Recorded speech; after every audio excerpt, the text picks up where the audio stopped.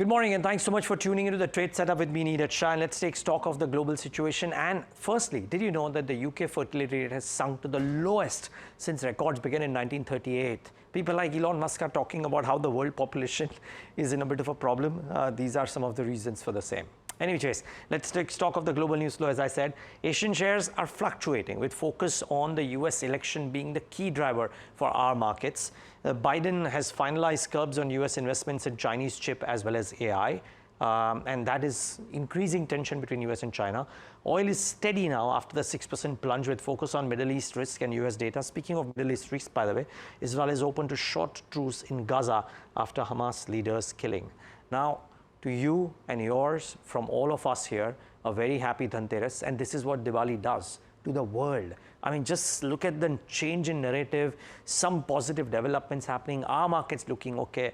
It's all the magic of Diwali, to be very honest. This is what the Asian markets are doing currently, bobbing between the red and the green in some markets, but I think larger tinge of green. And I think we've shown a bit of our hand yesterday. Let's see if we actually carry on from where we left off in trade yesterday. It was positive, implied open, currently mildly positive. Let's see if there is some more upside to that number today. So what's the trade setup for the day? I think the FI short aggression is coming down in index futures meaningfully. In fact, if I just look at all that's happening on that side, I mean, it looks very constructive. Cash selling numbers are becoming smaller relative to what they were at the start of the season, which is also a positive. And I think the oil price behavior is the big positive for India. Now, there are 3 or 4 instances of very high Middle Eastern aggression or supply issues or OPEC announcements. Oil prices refuse to budge. They have not gone above 95 under the worst circumstance. The recent one, Israel-Iran aggression, 80. And have come back, which is, I think, a big positive for India. I wonder if oil marketing companies which are not quite seeing the gains will probably start now seeing gains. Let's see. IT may not rise, but BFSI doesn't look weak, and I think therein lies the positive for our markets if indeed the markets have to inch higher. So bear that in mind as well in the session today. Stocks with global linkages to Volkswagen, though, may see a negative impact simply because Volkswagen has said that they are shuttering down some of their German factories, and this was unimaginable, right? Volkswagen plans to close at least 3 factories, eliminate thousands of jobs, and slash wages for tens of thousands of German workers because Europe's biggest automaker is trying to hold its tailspin. So I think this is something that you have to keep in mind. Some volume shockers, the latest session, and price volume buzzers. Solaris, Syrma, Arvind Smart Spaces, Archean Chemicals, and a clutch of others. Watch out for some of these names. Let's talk about the stocks to monitor in the session today. It's a slightly long list, so I'll breeze through them. Bharti Twins may be in focus, but I'm choosing Bharti Hexacom out here. Revenues were up 9.8% at 2098 crores. Margins, you could argue, were steady but slightly higher, and the bottom line numbers pre-exceptional look very good. Net profit, this is pre-exceptional, by the way, but at 253 versus 192 crores quarter on quarter. So decent show. Let's see if this one has a positive reaction. Brokerages are constructive. I think one of the mid caps or small caps of the day could be Shaily Engineering. Look at up 21.5% at 192 versus 157.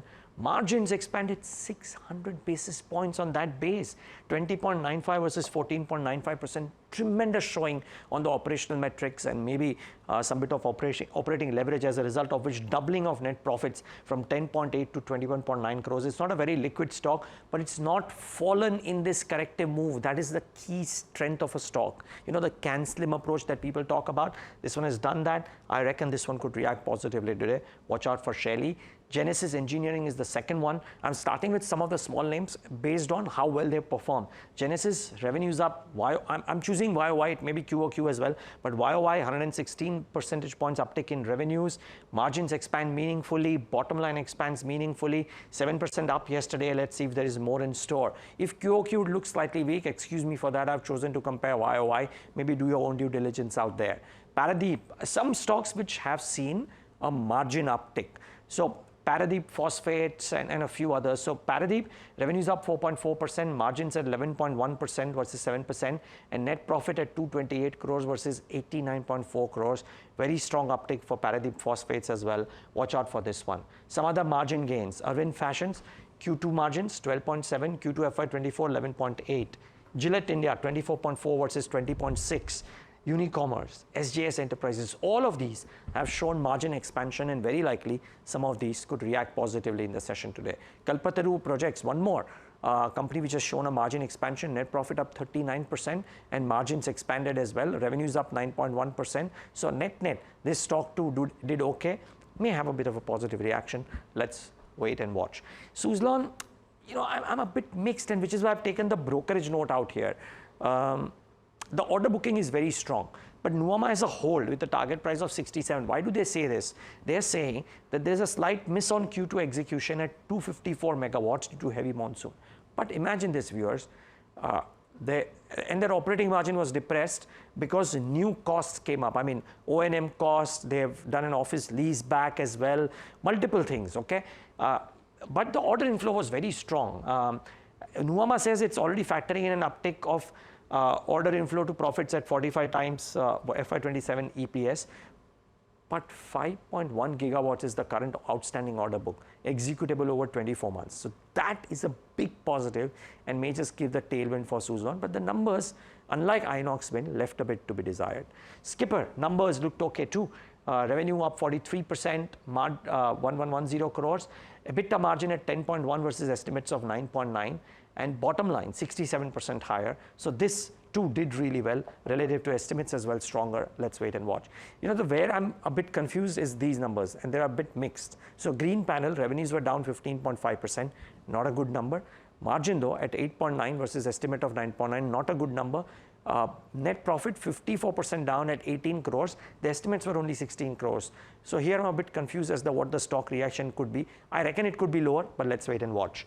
Maharashtra Seamless, again, a bit confused. Revenues down 16%, 1292. EBITDA margin though, 17.9 versus estimates of 15.3. So revenues lower, margins higher. Net profit though, 220 crores, 149, again higher. So again, don't quite know which way the street will react on these numbers. Now, JSW Energy is the other one which has made some news. A unit has entered into a tech licensing pact with Sani Renewables to make wind turbines. Is this competition for the Suzlons and the Inoxes of the world? Let's wait and watch if they react. Let's wait and watch if this reacts. And two brokerage notes before I wrap up. One is Indigo. Morgan Stanley's come out with a note on Interglobe Aviation. They're saying they maintain an overweight rating with a target price of 5306. Any weakness in stock here on is an opportunity to add, they say. It was down about 8%, remember. They say the international side is seeing rising competition, but the demand is very strong. And valuations, it trades at 8.4 times EV EBITDA, which is closer to its pre-COVID median. And therefore, that is a constructive piece from Morgan Stanley's side. It will find, they believe, supported a 10% premium valuation over pre-COVID median. So let's wait and watch if this one has some buying at lower levels or today itself. The other one is Nuvama. Jefferies has a buy rating. Target price has been raised to 8,000 from 7,000. Jefferies is saying that the Q2 PAT grew by 78%, which is known. But more importantly, they say that the HNI Wealth witnessed strong pickup in net inflows, and all the investments that they have made in network expansion are now beginning to yield flows for Nuvama. They raised the EPS estimate by 9 to 15%. So do watch out for Nuvama as well in the session today. Jefferies has a note on Sun Pharma too, which is a positive. Let's wait and watch if that reacts. And car trade viewers, Nomura and Citi have both given a very constructive note there, so watch out for that stock. Thanks so much for tuning into the Trade Setup. Diwali, Dhanteras wishes to all of you. Go out, buy gold, make merry, have fun. Even if the markets don't behave the way you want, it's a great time to be happy. So let's choose to do that.